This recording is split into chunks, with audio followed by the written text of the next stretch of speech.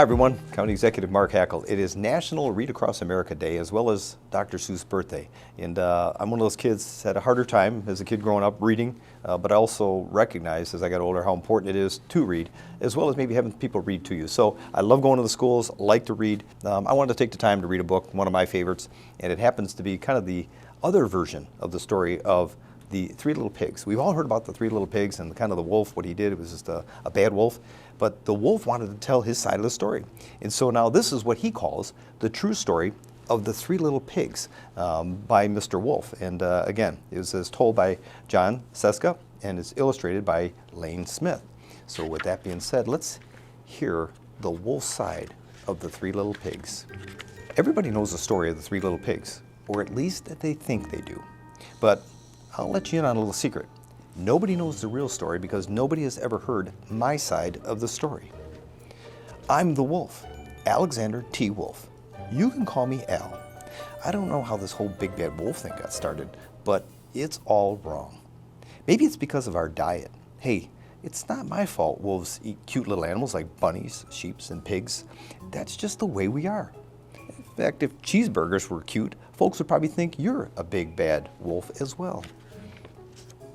But like I was saying, the whole big bad wolf thing is all wrong. The real story is about a sneeze and a cup of sugar. This is the real story. Way back in once upon a time, I was making a birthday cake for my dear old granny. I had a terrible sneezing cold and I ran out of sugar.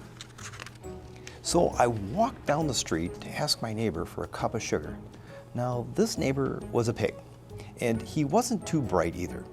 He built his whole house out of straw. Can you believe it? I mean, who in his right mind would build a house out of straw? So, of course, the minute I knocked on the door, it fell right in. I didn't want to just walk into someone's house, so I called, little pig, are you in?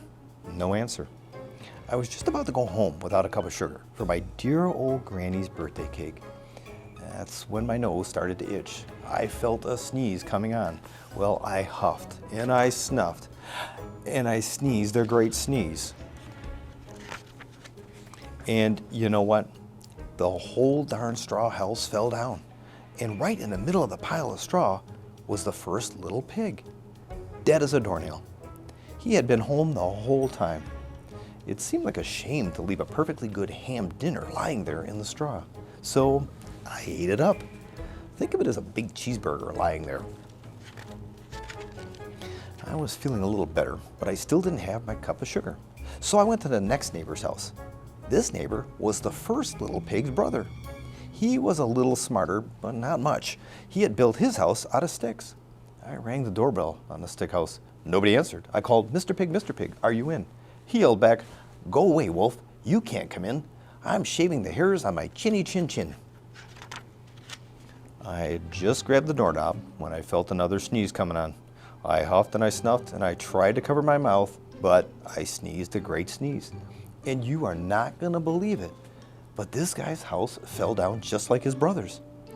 When the dust cleared, there was a second little pig, dead as a doornail. Wolf's honor. Now, you know, food will spoil if you just leave it out in the open. So I did the only thing there was to do. I had dinner again. Think of it as a second helping. Well, I was getting awfully full, but my cold was feeling a little better, and I still didn't have that cup of sugar for my dear old granny's birthday cake. So I went to the next house. This guy was the first and second little pig's brother. He must have been the brains of the family because he built his house out of bricks.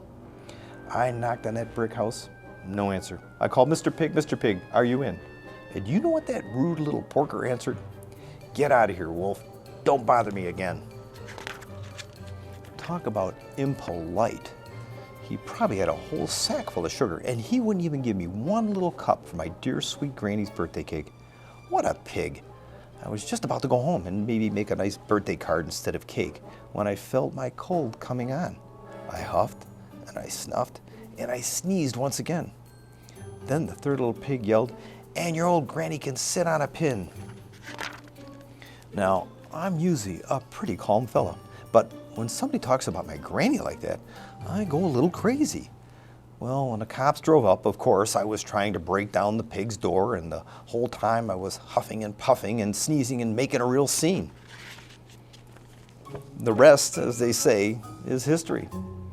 The news reporters found out about the 2 little pigs I had for dinner. They figured a sick guy going to borrow a cup of sugar didn't sound very exciting, so they jazzed up the story with all that huff and puff and blow your house down, and they made me the big bad wolf. That's it, the real story. I was framed.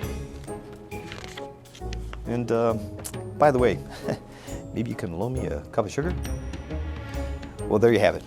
Alexander T. Wolf's side of the story. I don't know which one you believe, the first version or the new version, according to Alexander T. Wolf.